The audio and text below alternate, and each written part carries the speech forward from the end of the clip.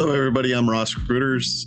I'm a co-chair with Railroad Workers United, and I work as a freight locomotive engineer. Hi, everyone. My name's Cray, and I work for the Tube on London Underground. I work on stations, and I'm a health and safety rep for the RMT union. Hi, I'm Clayton. I work on the railway as a train conductor in the UK, and I'm also an RMT branch secretary for the Manchester South branch. Hello, everybody. Thank you, Max, for your kind invitation. So I'm Matthieu. I'm a train driver in Paris, in Versailles, basically the city neighbor Paris. And I'm General Secretary of the TGT trade union of railway worker in Versailles. All right. Well, welcome everyone to another episode of Working People, a podcast about the lives, jobs, dreams, and struggles of the working class today. Brought to you in partnership with In These Times magazine and the Real News Network, produced by Jules Taylor, and made possible by the support of listeners like you. So as y'all heard, we have a really exciting and really special episode for y'all today. We told y'all in the last episode that season 6 was going to start with a bang, and that we've got a whole hell of a lot of work to do, and we are making good on that promise, because as you guys probably know, whether or not you follow our Working People social media accounts where we're trying to post updates on this stuff daily, but even if you don't follow those, I'm sure you've been hearing the news, right? That shit is popping off in the UK, shit is popping off in France, and shit continues to deteriorate, and we are going to get to the popping off point. Don't you worry about that here in the United States. And so, we've been doing our best to cover, right, the myriad of strikes going on in the UK.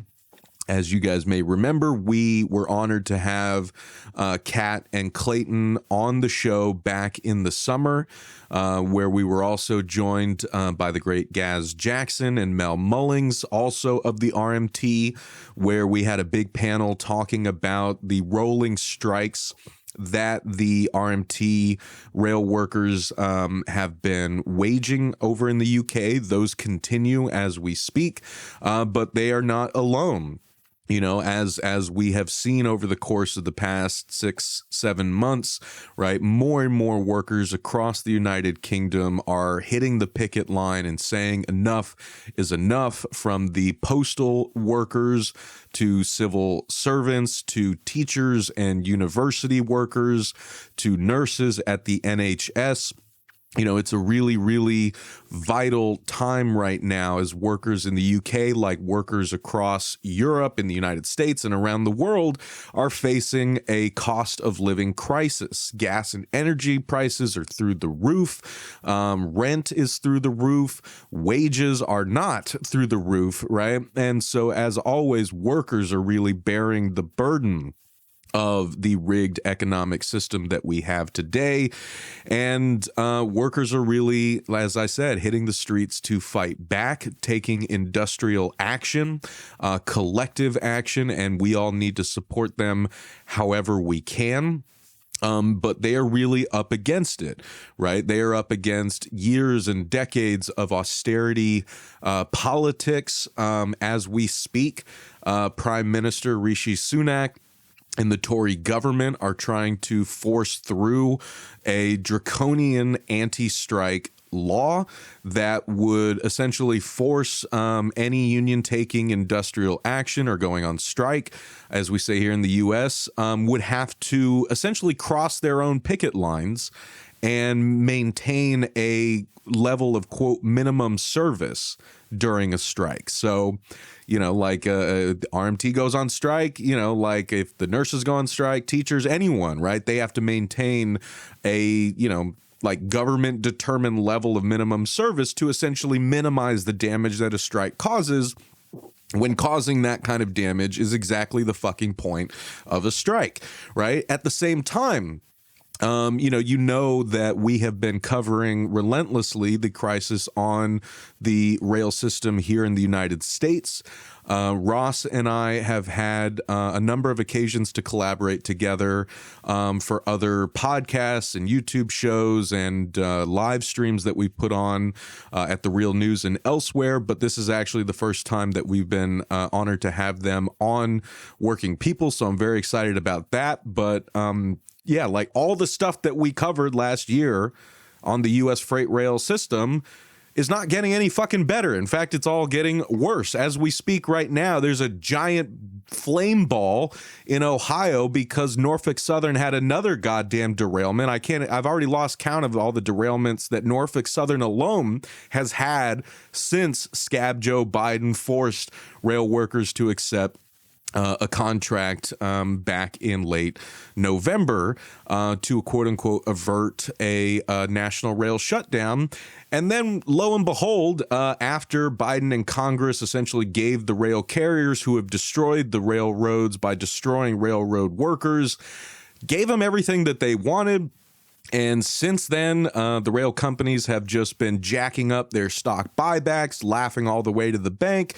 Derailment after derailment has been happening. And now in Ohio, a truly catastrophic derailment has taken place where a train carrying a lot of hazardous materials has just derailed, and now authorities are doing a quote unquote controlled explosion. Essentially burning all of that hazardous material. We're inevitably going to find out about how that is poisoning the entire area. We're already getting horrific reports of like animals and fish dying in the area. So, that's a story that is unfolding as we speak, but it really just underscores the severity of everything that rail workers were telling us all throughout last year. And Ross and Railroad Workers United have been invaluable in getting those worker voices and perspectives out there in the public. And so I'm genuinely honored and excited to have Ross on the same call here as Kat and Clayton. We're going to do a little bit of editing magic. Because our boy Matthieu Bolle-Reddat of the CGT in France is on the streets as we are recording this. And so Matt and I are going to record separately, and we're going to splice his answers to the questions we're going to talk about here today into the final conversation. So for you guys, it'll seem like we're all just having a continuous conversation. But we wanted to acknowledge that Matthieu is on the streets right now because French workers, not just rail workers like Matthieu, but like they did 3 years ago in 2019 and the beginning of 2020, French workers are striking across France against President Emmanuel Macron's, neoliberal efforts to raise the retirement age, revamp the country's beloved pension system, and French workers are fucking pissed about it, right? And in true French fashion, they are hitting the streets to let the establishment know just how they feel. So we're sending all our love and solidarity to Matthieu. We look forward to recording with him separately and including him in the final version of this conversation. But if you guys haven't already, you should go check out the episode that we released 3 years ago with Matthieu and 7 other French workers who were participating in that general strike when Macron first tried to revamp the pension system. And you should go check out the interview that I did with Matthieu for Breaking Points recently, where we talked about why he and his fellow workers are fighting so hard to save their pension system against this neoliberal attack. So that is the lay of the land, right? I apologize for talking so much up front, but I just wanted to make sure that everyone listening to this understands, just from a bird's eye view level, what is going on in the US, the UK, and France, to try to pull together those threads that we've been reporting on this podcast and at The Real News over the past year. But this is really the first time that we've been able to bring those threads together to get rail workers in the US, the UK, and France on the same episode, which I think is really, really important and exciting. We're going to turn things over to our amazing guests now to sort of hear from them about how situations in these respective countries has developed since we last checked in with them, where things currently stand with the strikes, with the anti-strike laws, with the top-down pension reforms.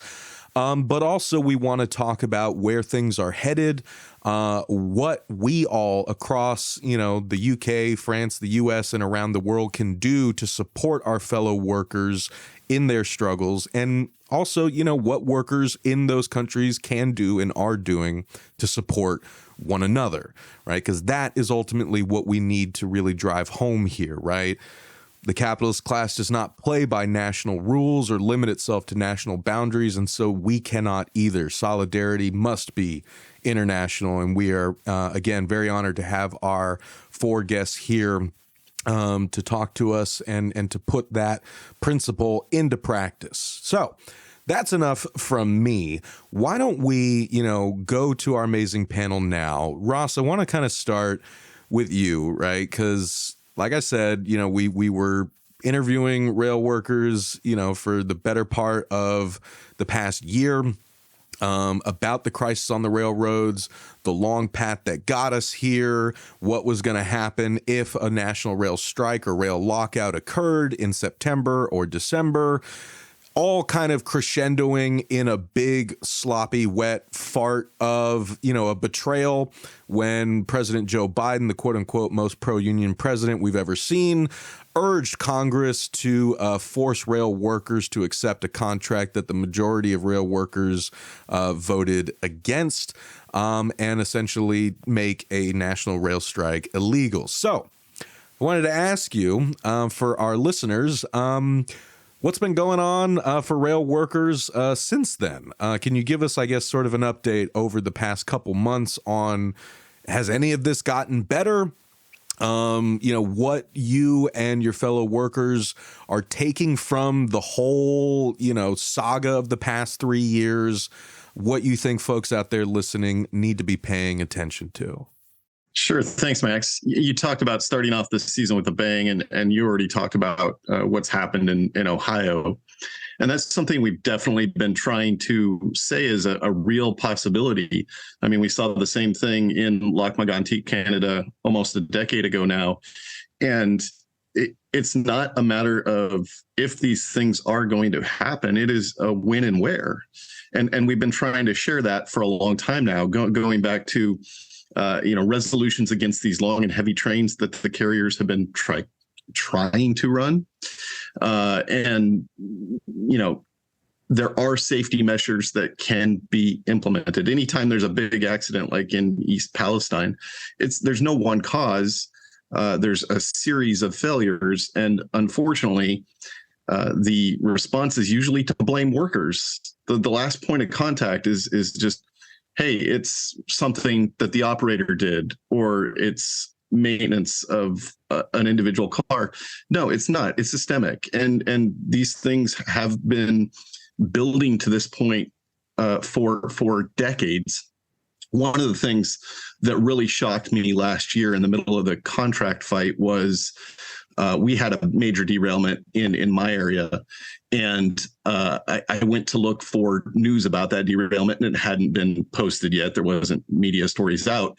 But what I saw was over the last year and a half, so many derailments in my state that I did not even know about.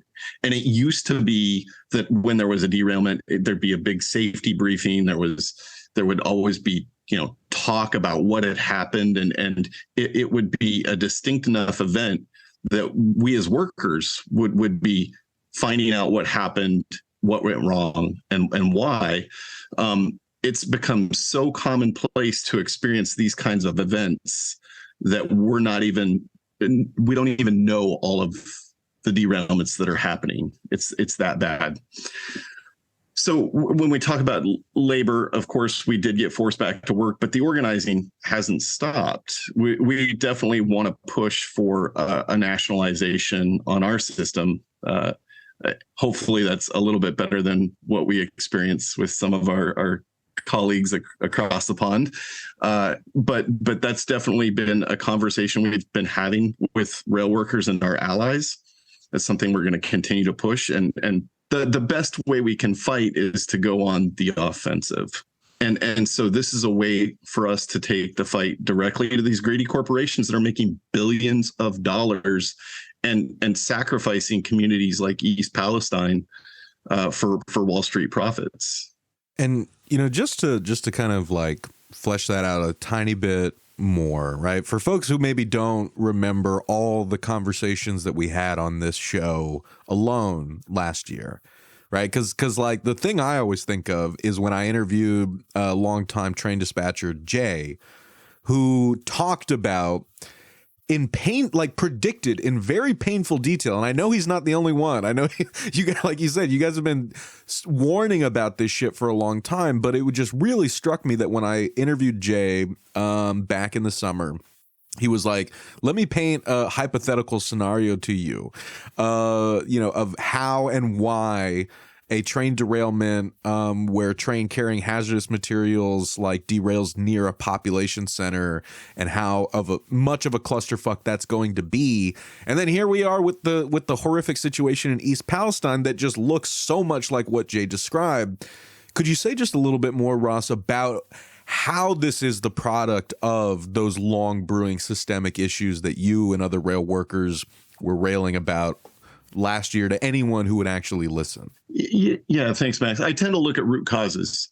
And I think we're going to find this is true when we talk to all of our panel, I hope. But what the problem is we're having fewer workers do more work more quickly, and it just creates this sort of perfect storm of unsafe conditions. The rolling stock isn't being inspected properly. The track isn't being inspected properly. The locomotives don't work properly. And we're all doing this under increasingly stressful circumstances where we're fatigued and there's not a margin of error anymore. And so these things just sort of compound and really create these kinds of situations where these failures are going to occur. And the carrier response is largely reactionary. No big surprise. It is blame the worker. And even the contract fight that we had, we're starting to win that narrative, that battle. So the carrier response is one that's reactionary. We saw CSX give some employees some paid sick time. That didn't happen because CSX is a benevolent corporation. That happened because we stood up and fought for it. They're not going to do enough, and we're going to have to keep pushing them, or we're going to have to just take it back and run it for the benefit of our nation's freight infrastructure. Hopefully that answers your question, Max. Oh yeah, no, that was great, and again, just you guys listening know, RWU, Railroad Workers United, is really, I think, leading the charge here, and I would highly recommend folks check out their proposal to nationalize the railroads in the U.S. Right, like that is a policy proposal that really tries to address these systemic issues in a way that President Biden's Presidential Emergency Board just really fucking didn't back in the summer, right? Or the contract that was forced down workers' throats doesn't address those root causes. So if we want these things to stop happening, maybe we should listen to workers themselves about how to fix the root problem. Now, Clayton, I wanted to turn things over to you, and I feel like you've got a tall task here because so much has happened since we spoke last with our fellow panelists in, I think that was early July. Since then, you've had a rotating carousel prime ministers, Boris Johnson, Liz Truss, Rishi Sunak. You've had this kind of explosion of industrial action, the likes of which we haven't seen in the UK in many, many years. And now we've got this anti-strike law that the Tories are trying to force through. So I just kind of wanted to I didn't want to make you feel like you have to address everything that's happened. But I guess for each of y'all, could you sort of walk listeners through a bit about how the situation has evolved with the RMT and across the UK since we last recorded together in the summer?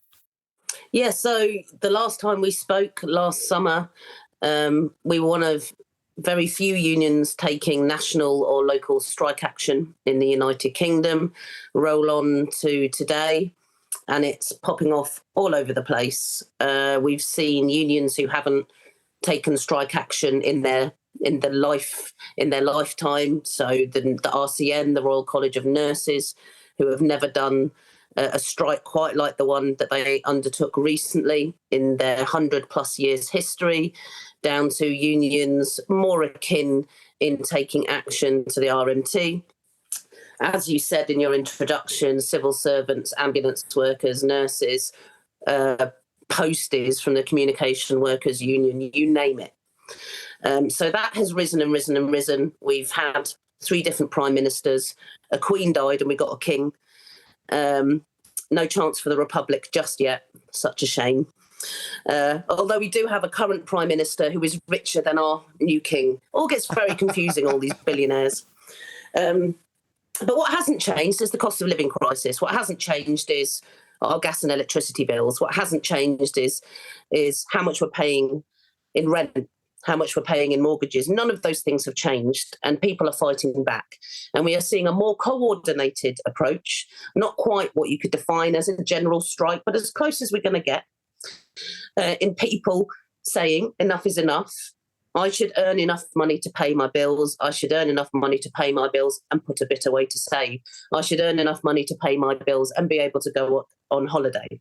All of those things. So we're in the sort of swirling maelstrom of various strike action, certain employers giving certain offers all over. Clayton, I'm sure, will speak more about the offer that was rejected today nationally on the railways. On London Underground, what has changed since last July is that they carry on trying to attack our terms and conditions, exactly as Ross said, less of us to do more work.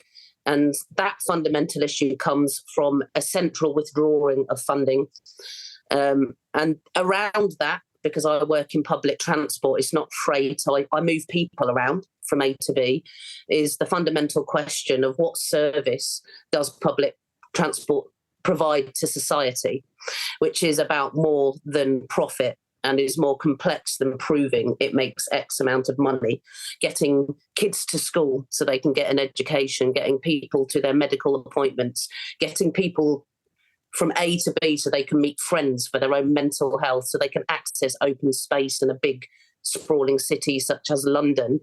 The riches are vast and great, but under the guise of capitalism, it's not unless it makes a profit. And, you know, just to really underscore what Kat said there, like I was, you know, reading as much as I could to prepare for this recording. And there was a great kind of interview that the Tribune published with a number of workers from different industries who are taking industrial action. And I'm going to read a quote here from a civil servant named Maya Khan, who was interviewed for that piece. So here is what Maya describes in, like, to really kind of drill home for you guys, like what Kat is describing here with the cost of living crisis, like what we're talking about here. If you're listening to this, you probably are feeling it yourself, right? Everyone knows that the cost of everything from eggs to, you know, heating your house is just astronomical, and something's got to give, right? And to really kind of put a fine point on that, here's what Maya Khan told the Tribune, quote, "I sit at home with multiple jumpers and pairs of socks on. I don't turn the lights on unless it's absolutely necessary, and all the dishes get washed using cold water. It's very uncomfortable living like this. It's difficult when you have to make concessions in order to be able to travel to the office just to do your job. My commute is particularly long and expensive. I tried doing the math to see if it would be cheaper traveling into the office more often where it's warm instead of turning the heating on at home. But it turns out I can't afford either. End quote. So that's what we're fucking talking about here, right? When we say cost of living crisis, we mean a goddamn crisis for working people. So Clayton, I want to bring you in here and ask if you could kind of hop in, speak to whatever's on the table or bring in anything else that we're currently missing from your side of the struggle. Yeah, it's feels like a long time ago, July, doesn't it? I suppose it's because it was, but not. It sort of felt like in our dispute in particular, not much really happened in this period of time, and we finally got an offer a few weeks ago. And the offer was a pay cut. Basically, it was 5% this year, 4% next year. Nothing about the 2 years that there was no pay rise. And it was attached to closing every ticket office, tearing apart terms and conditions in a way that people that are usually based in one location could be sent to other locations, and they'd get no travel time for that anymore.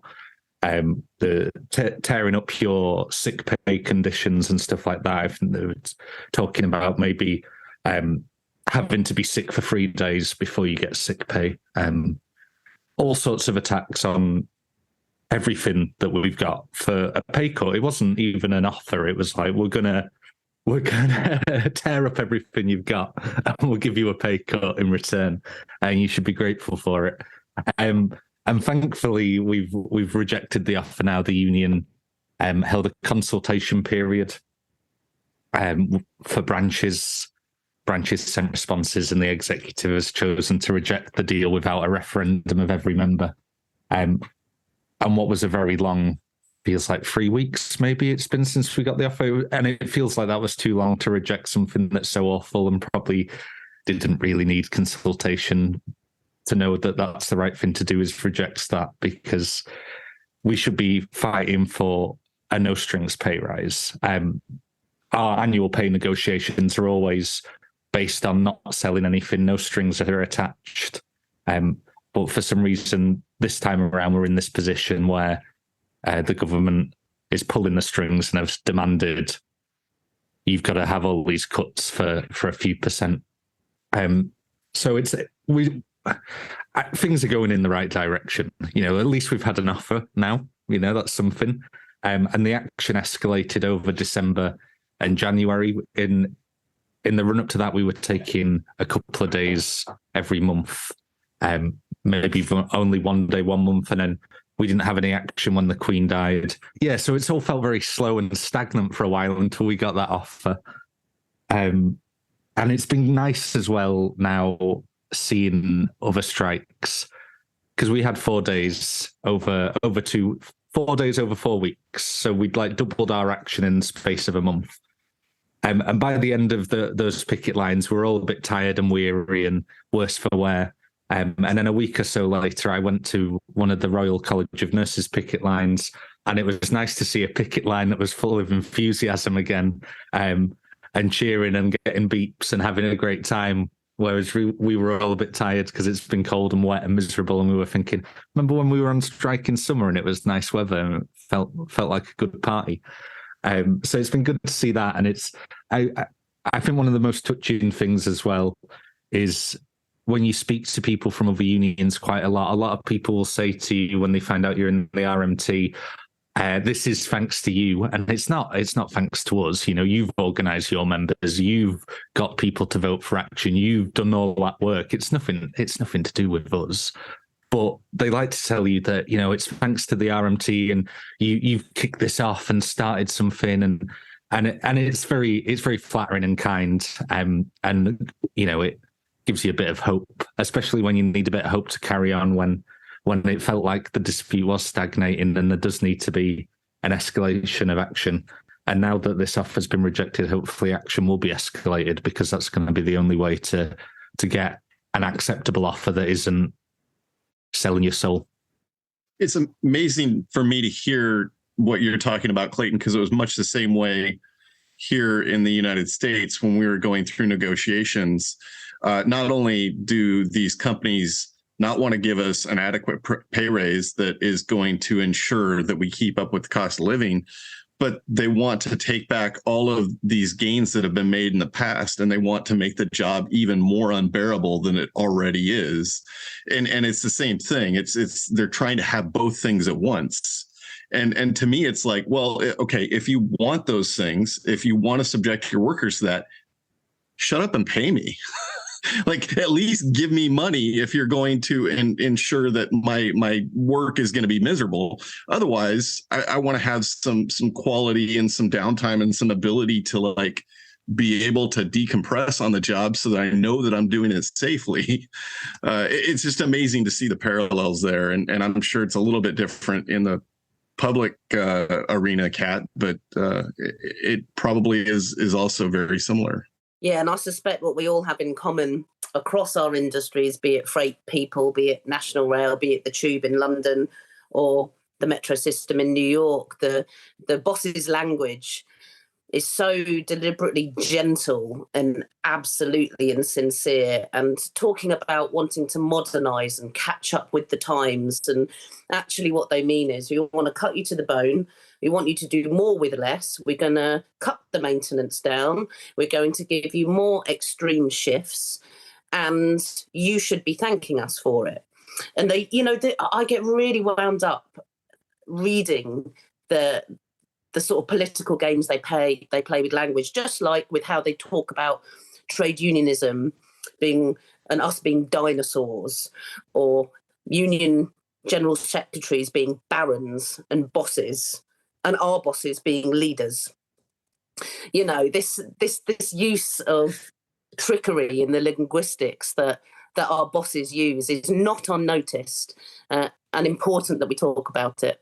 Well, and like on that note, and I promise we're gonna go to Matthieu in a second to kind of hear about how things are looking in the French context. But I just wanted to kind of hover over this for a second, because I think for me, one of the things that really became clearer since we recorded that episode with Kat, Clayton, Mel, and Gaz back in July, again, simultaneously for working people, for the World News, breaking points, like I was running around trying to cover the crisis on the U.S. freight rail system as much as I could, along with my colleague Mel Buer.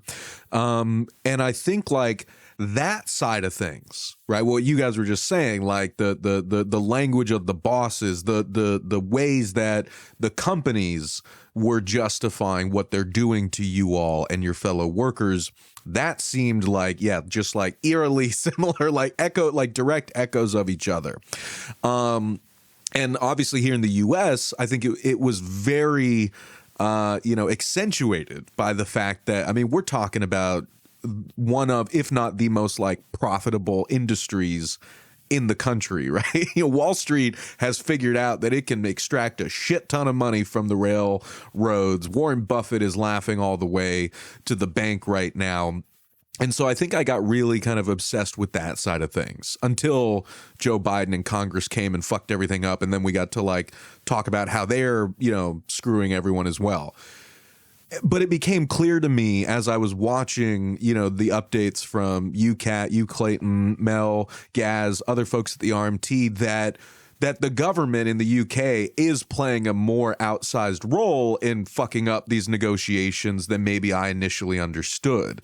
And it makes more sense now as we see this rising kind of working class rebellion, this class solidarity, this genuine frustration and anguish and pain over the cost of living crisis, over the results of working after decades of austerity measures, job cut, cost cutting measures, so on and so forth. People really rising up and saying, like, we can't make it if we keep going down this road. Something's got to change. And yet the Tories are like ramping up, like, the anti-worker shit. Like they're responding to this by, not, like taking the radical action necessary, or at least radical in the right direction. They're trying to essentially undercut workers' ability to collectively take action to address these things. And that is something that we here in the U.S. are also facing, right? Because we have a very reactionary Supreme Court that is now fully in the majority with its Trump appointees. I mean, it's firmly in the far right kind of majority. So they're going to be wreaking havoc on the American public for many years to come. And right now, the Supreme Court is hearing a case called Glacier Northwest, Inc. versus the International Brotherhood of Teamsters Local 174. This is a case out of Washington State. I won't go into the whole details here. We will link for listeners to an interview that I did for Breaking Points where we sort of, me and Terry Gerstein unpacked what this Supreme Court case is all about and why it's so dangerous. But what you need to know is that essentially, if this Supreme Court rules the way we think it's going to, what the implications of this case would be that employers can sue unions into oblivion for economic damages incurred during industrial action or strike action, right? Which again is the whole goddamn point of a strike. And so you're going to have a real chilling effect where people make the cost benefit analysis. Is it worth taking the risk to go on strike if the company can try to basically sue us out of existence? That is one method that the ruling class here and the employer serving class is trying to undercut workers' collective labor power at the same time that the Tory government in the UK is trying to, as I mentioned before, push through a law that would force workers to cross their own picket lines if and when they take industrial action. So I just wanted to make sure that connection was also brought into the conversation. And Clayton, Kat, I wanted to just sort of ask if you could say a little bit about just what the fuck the Tories are thinking, or the role that the government is playing in all of this that we're talking about right now. I mean, none of it is a surprise. None of it is new. There's a bit more energy behind trying to get it through the various stages it has to go in Parliament to make it happen. We already have had in our history and in our union's history, the National Union of Seamen, the NUS, which merged with the National Union of Railwaymen, the NUR, and became the RMT. And the reason that happened was essentially because the government forced the NUS to be so financially culpable, it was broke. So the reason that RMT exists is because of very similar reasons to the court case that you mentioned. Our government will use any means necessary, and it doesn't really matter which party is in power. They will always paint workers as being unreasonable for asking for reasonable things, for fighting for reasonable things, and for withdrawing our labour for reasonable things. We're essentially being perpetually gaslighted, and various different tactics are being used, including forcing us to be scabs, to completely neutralise the effects of withdrawing our labour, which is our fundamental and democratic right. And I don't think it needs to be more complicated than that. We just need to remember we're not being unreasonable. We're being perfectly reasonable.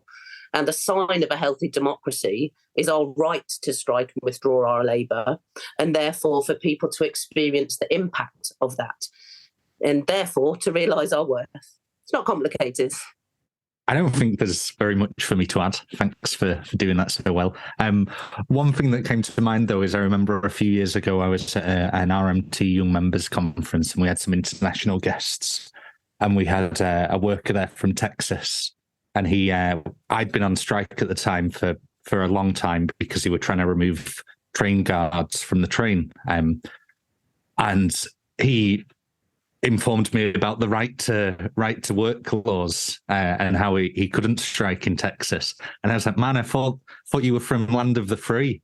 And he sort of looks at me a bit mortified, not sure what to think about that. But it completely blew me away that there was somewhere in the Western world that strikes would be illegal when it's such a fundamental part of democracy, like Kat says. And if you can't if you can't withdraw your labour, you're basically a serf, aren't you? You're effectively indentured labourer, but without the land you get at the end of your internment, or it's I think with the Tories, like, they try and portray themselves as wanting a high wage economy, and wanting low taxes and high wages, and then when some people gather up and they say, "Oh, we want high wages," the mask slips a little bit, and they're like, "Oh no, we don't want you to get high wages that way." No, we weren't talking about high wages for you. We were talking about high wages for us. And I'm not entirely convinced, even if it could get through all the laws, that it's feasible and possible. Because, like, how do people choose who's going to work and who's not? And if it does become law, we just have to hope that there is enough courage for the trade union movement to embrace the traditions of civil disobedience, which we've ignored for a very long time. Well, and like the elephant in the room, I guess, to also add to this is that for rail workers, as Ross can attest here in the U.S., like that right has already essentially been stripped. I mean, like, I started reporting on the clusterfuck on the railroads this time last year when I learned that 17,000 conductors and engineers for BNSF Railway, which again is owned by Berkshire Hathaway, which is owned by Warren Buffett, had a district court block them from striking because it would undo like harm, irreparable harm to the supply chain. And like I swear to God, half of my reporting or just screaming last year throughout this whole saga was just trying to explain to people that labor relations on the railroads are not governed by the National Labor Relations Act. They're governed by the Railway Labor Act, which was rammed through a century ago to essentially make it next to impossible for railroad workers to be able to strike. Ross, sorry, I cut you off there. No, you're great. And yeah, that's exactly right, Max. And people kind of lose sight of that. It wasn't really congressional action in late last year that forced us to return to work. That was already predetermined under the RLA, which passed almost 100 years ago. And I'll leave it to Kat and Clayton to make any remarks about the dead. But I mean, I'm a little more optimistic because here's the RMT existing and outliving Boris and Lizzie, right? Like it's great that we can have this conversation, because I think that as workers, the more we realize our power, the more we realize these laws don't really matter. They're just made up. And if we look at the history of unions, they were all born out of class struggle. And I'm sorry, like, unions started from nothing before. If they take away our financial instruments, our organizations, like, we can come together and rebuild those things. We can and maybe make them better, right? The phoenix rises from the ashes. And so I don't want to lose my union. I am a BLE team member. We're part of the Teamsters Rail Conference. I hope they prevail in that court case. But if they don't, I think we're going to survive, and we're going to find ways to do things even better. Yeah, and no one should be surprised by how broken and unfair any judicial system is. Let's look at who wrote those laws and why, and then let's look at who rewrote those laws and why, and then let's look at who's trying to rewrite those laws and why. It's a rotten system. It's rigged. And of course, we should fight and appeal against it, but we should also retain our right to conduct civil disobedience and to say we do not accept this law. And to there's more of us than there are of them. We're organised. We're more democratic than they are, and we can beat them. And speaking of which, this seems like a perfect segue to bringing our boy Matthieu back in to the conversation. So, Matthieu, I apologize because I know that I already kind of asked you to do this when we recorded our interview for Breaking Points, but I'm going to make you do it again for working people listeners who may not have seen that interview, and also kind of like, put that in conversation with, everything that we're talking about here with Ross, Kat, and Clayton. So, no one does civil disobedience like the French. And we first connected 3 years ago when you and your fellow workers were waging what became a general strike across the country against Emmanuel Macron's proposed changes to the country's beloved pension system. You guys were shutting shit down. This was right before COVID hit and turned our world upside down. And now, Macron, after getting elected again, he's now in his second and final term. As you told me on Breaking Points, he's doing it again, right? He's trying to do it again. So for working people listeners who maybe last heard from you 3 years ago, right before COVID, when we did that big compilation episode, I was wondering if you could just, give folks the sort of backstory here. What was going on in 2019 and 2020 with the strikes, the pension reforms then, and if you could sort of walk us through, the events from then to now, and tell listeners a bit more about what those strikes look like, who is involved, and why, workers like yourself are fighting so hard to save this pension system that, it would bring millions of people out to the streets. As you know, the trade union, the French trade union movement is involved now in the biggest strike in the 21st century in France against pension law to break our pension system by President Macron. Of course, the roots of this strike, it's from in 2019, where President Macron tried for the first time to break our pension system. And we organized in this period a huge general strike in France, in the entire country, and the railway worker and the underground workers and comrades from a refinery and the artist and the comrade from the collecting garbage in Paris was in the front line, in the avant-garde of this movement, because we do an unlimited strike during 2 months from December in 2019 until February 2020, and just before the lockdown of the country because the COVID situation, President Macron take back his bill, and so we win in this period. So now, just after his second term of election, he come back with a new law, and it's why since the middle of January there were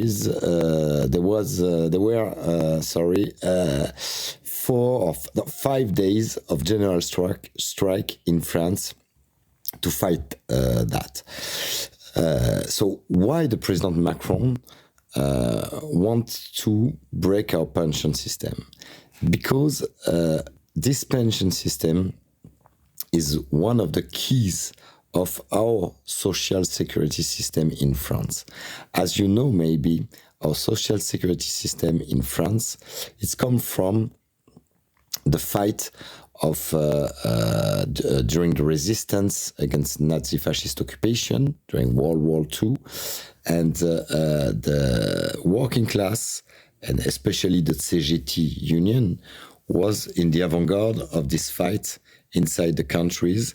We was underground, we take weapons, and we do sabotage to the highway, etc. And we fight against the occupation, not just against the Nazism, not just against fascism, not just against foreign army occupation, but for a purpose. Of course, liberate the country, but create and build a new society with more rights to the working class, more socialist society. And it was the act of beginning of our social security system. And our social security system is very important for us because it's give to our people the best system of pension in all over the world. And for example, we have the tiny number of pensioner people in the world. So in our country, you don't need to work when you are in retirement. You don't need to have wages because your pension is too low. And that's very precious for us, and we will fight to keep it. Now, in France, the common law is you can become pensioner in 62. In the highway, it's in 57. And for the driver, it's 52. And it's of course, it's young if you compare to USA, but it's a philosophic point for us. You have to work. We work hard during our life to give, to create beautiful things, to create the welfare of the world. But after, we have the right to take rest. To take rest, not just when you are too sick or too old to work, but the right to take rest and take care of you, take care of your family. And that's the purpose of the pension and of our retirement system. So it's why we fight for that. We fight to defend it. So the bill of Macron now, it's to destroy this system and for everybody in France work 2 years more for a low pension, lower than our guarantee now. And it's totally crazy because they say we have to save money, the pension system is too expensive and blah, blah. So when we create this system, it was just after the World War II, when the country was totally destroyed, when the economy was collapsed, when you have to buy your bread with some tickets and when there are no money. And now we are the six powerful countries in the world, and how you can say there is no money for that? So it's a choice of society. You can spend billions to buy weapons, to buy cannon, to buy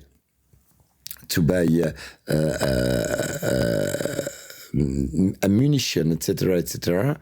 Okay, you can spend money for that, but you can't spend money for your people, for the old people, for cure sickness, etc., etc.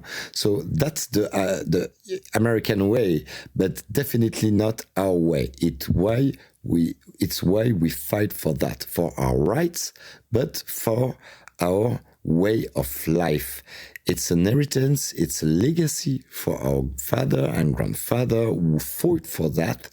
And it's very important to keep it by respect to our father and grandfather and by love to our children. All right. So, already just hearing from all of you, right, from across the Atlantic Ocean, from the UK, France, across the US, I'll admit I really needed this conversation. I think, I imagine all of you, I was feeling very burnt out, a bit demoralized after last year because, we fought so hard to get this stuff into like public consciousness. Really kind of seeing all this great grassroots momentum. And then just kind of like seeing, like the establishment striking back, right? Remembering what we're really up against. The mainstream media has been absolutely dog shit in the UK, in the US, in I imagine in France. So like we really are up against like imposing and formidable forces. But as Kat said so beautifully, there are more of us than there are of them. And we do have more power than they do if we are working together. And that's not just in our respective countries. That is, where our strength can come from internationally as well, right? And so I wanted to sort of end up there, right? I want us to kind of do another turn around the table and talk about, where as of now, we're recording this on Friday, February 10th, 2023. Where in the situation of railroad workers in the U.S., we're already kind of approaching the next contract negotiation period. And as we said, as we're recording this, there is a, just absolute disaster in East Palestine, Ohio, that continues to unfold. The Supreme Court case hearing continues to unfold. So a lot is in motion right now. Same in the UK. A number of unions and workforces are waging kind of many days of strike action this month. We'll see where that is going. The Emmanuel Macron does not seem to be budging yet. And so we imagine that workers in France are going to continue to ramp up the pressure there, continue to hit the streets. So I wanted to just go around the table one more time and ask you guys, like, first, where you see all of this going in your respective countries and beyond.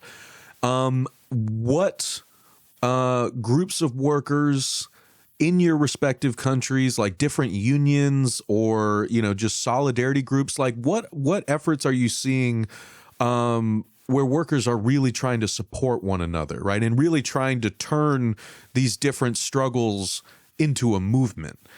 And ultimately, what can folks listening, whether they're in the U.S. or anywhere else in the world, what can they do to support you all and to show real, robust, tangible international solidarity?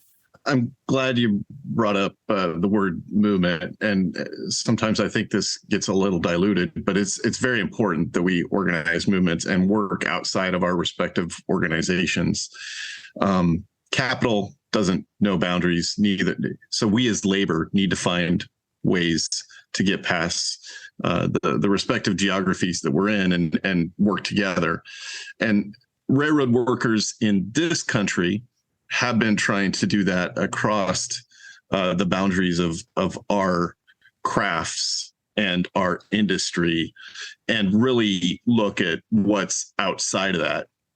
We need to do that more. We need to get union leadership on board with doing that as well. But that is critical. And union leadership internationally coming together and finding ways to support each other.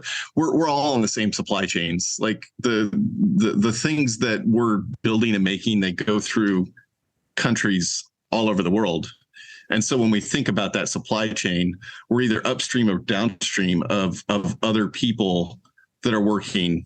I'm sure that I've in the past handled freight that has ended up in the UK and perhaps on Clayton's train. So we can work together if we're having conversations like this one and building relationships and finding, what those critical choke points are so that we can put pressure on and kind of put the hurt to the people that are making billions of dollars at our expense.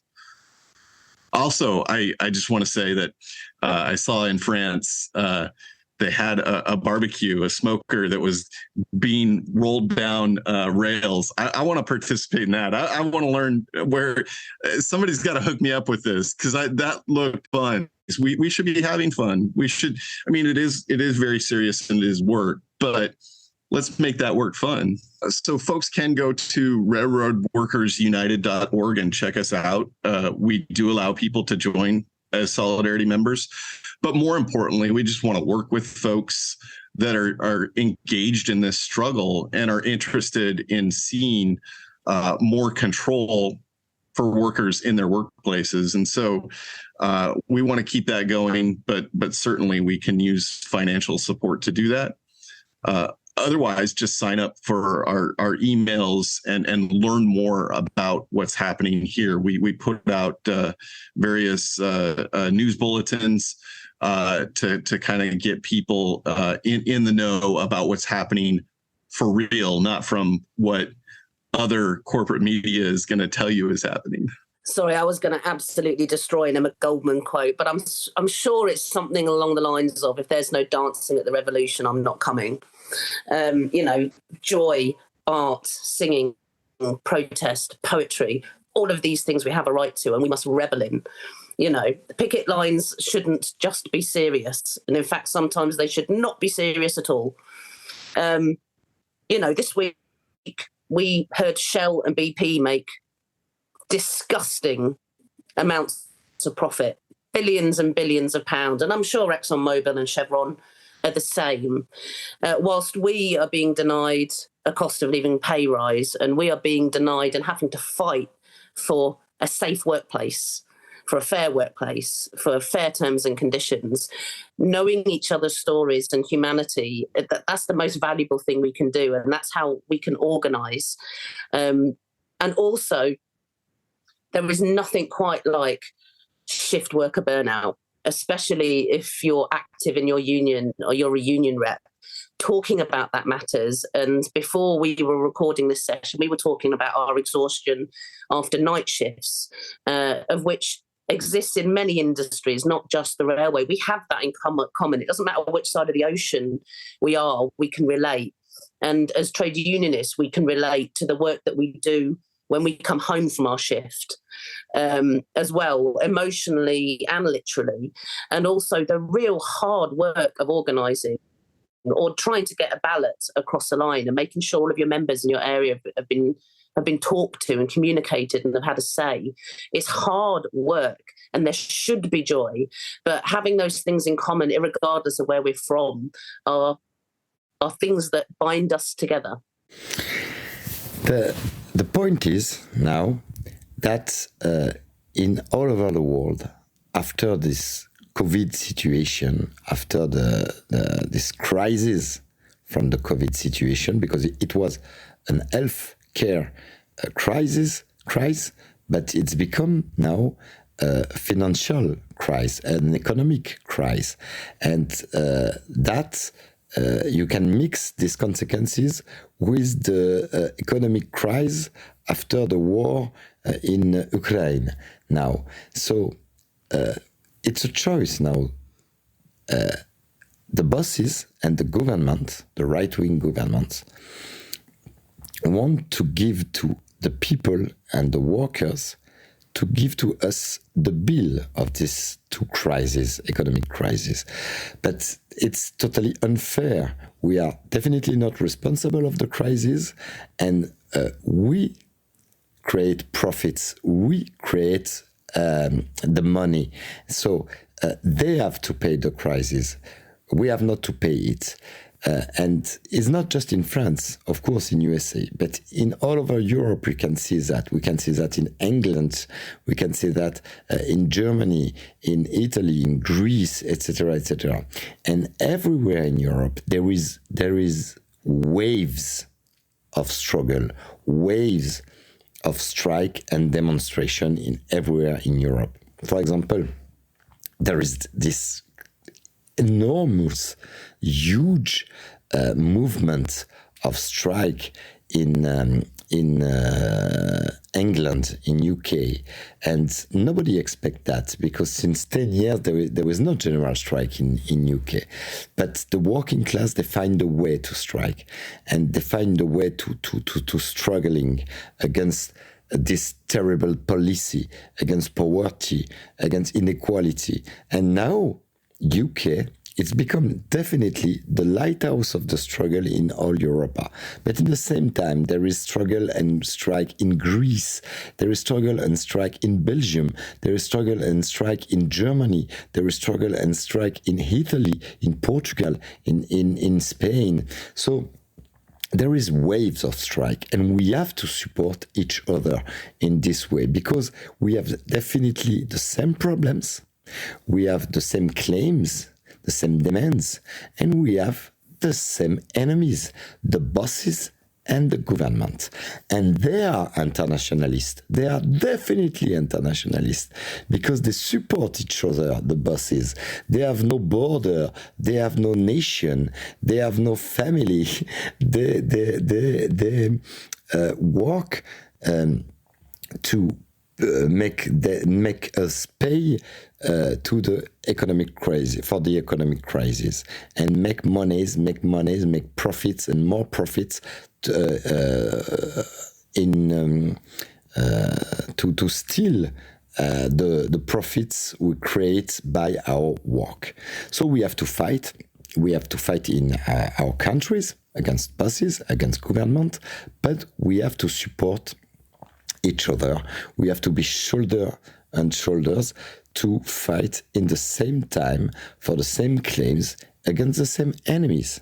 So it's why, for example, me and my comrades from my union, we was 3 times in Britain since last June, in London, in Manchester, in Birmingham, etc., to demonstrate with them, collect money for their solidarity fund of RMT, and support them, because we are railway workers, they are railway workers, they are on fight. Of course, we don't speak the same languages, we don't have the same passport, but we are brothers and sisters, and we have to support each other. So it's why we cross the channel 3 times since 6 months to support them, to show them that we are with them. We take their back to support them. It's very important. We are family. It's very important because we know what is a general strike. We know what is a strike during long time, during months. And I can confess to you, our worst enemies is the feeling of loneliness. So it's very important to show them solidarity.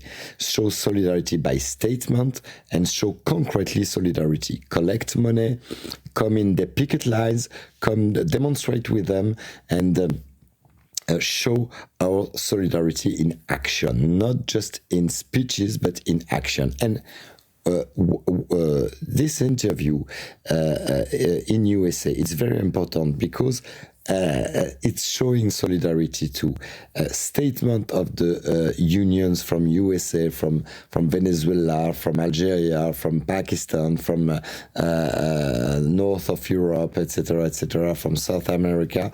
It's very important because it's break the loneliness of the working class. It's very important to have the feelings that we are the part of something bigger than us, because we fight for the greater good.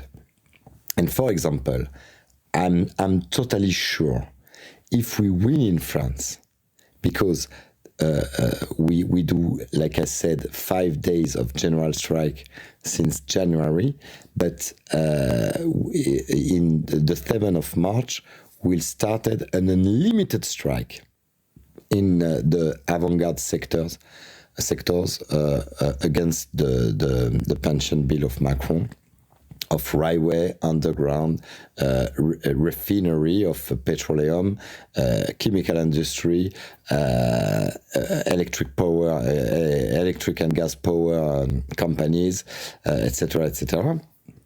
So we will start this unlimited strike. It will be huge in France. It will be a big event, and we hope to win by this way, because we do 5 days of lobbying to show we are very there is a million of people in France, they are against the law, but they don't want to negotiate with us. So we have to do a new steps. It's why we will start this unlimited strike to break the economy and force them to negotiate. So it will be the real class war in France. But we are sure, we are confident, if we win, it will be a signal. It will be a lighthouse. It will be the beginning of something, not just in France, but it will give confidence, trust in our power of working class in all over Europe. And maybe it will be the beginning of an European strike, a European fight to make our dreams come true. So it was very important to support each other, and we hope there will be a lot of delegation, a lot of groups of militant, of comrades, brothers and sisters from Spain, from Italy, from Britain, from Sweden, and maybe we hope from USA to come in Paris and demonstrate with us and show to the workers and show to the bosses and show to the universe we are not alone and we fight together. I think what I was at a meeting discussing solidarity in Manchester recently. It occurred to me that I think the vast majority of the British trade union movement has almost forgotten how to do solidarity effectively other than visiting picket lines, which is good and helpful, and people like that, and I'm not taking that for granted. But since like strike action sort of died at the end of the miners' strike and the strikes that followed, it's almost like it's been forgotten how to do it. There was massive solidarity then with food trucks being driven across the country and women's organisations raising money for miners, and lesbians and gays support the miners being born. And now it's sort of a trickle of solidarity, and people seem to have forgotten the way and how to do it, other than saying it and turning up and being there. And I think, like, we've had some really good solidarity events organised by comrades in Manchester, and the money's been split between branches of unions in dispute. I think one of the things people need to do is sometimes just do it. Like, if someone was like, "Oh, we should do an event," someone should do an event. Like, you go and do the event, do it, because no one's going to stop you. No one's going to say no. No one's going to be upset. Everyone's just going to be grateful, because it's hard, like, especially for reps and activists, that some of them will be burning out because they're in this biggest dispute they've been in their lives in many industries in the UK, and that takes its toll on you because you're permanently answering questions from members and trying to organise picket lines and keep the steam. Some members will be happy with the way things are going, and other members will be very frustrated and think, why is it not going the way I want the dispute to go? And at the same time, we've seen lots of people with really good victories as well, like the Liverpool Dockers and the Dockers at Felixstowe and Southampton, I want to say, who went on an all-out strike for a few weeks and won I think it was over 15% pay rise. So, we're seeing victories, and I think that's just going to snowball. I wouldn't want to see any of these big disputes lose, because I think it would be very damaging to the morale of the movement when it's suddenly finding morale again, and it's suddenly finding sort of hope and organisation again. Even unions that have never had large-scale action are doing so as well. So you hope it snowballs, and as it snowballs, the government falls apart yet again, as it does, like, bi-monthly as for us at the moment. And in terms of solidarity and what can be done to help RMT members, I think one of the most obvious ones is financial solidarity. Like, we're not a big union. We're 80,000 members. 40,000 are involved in the national rail dispute.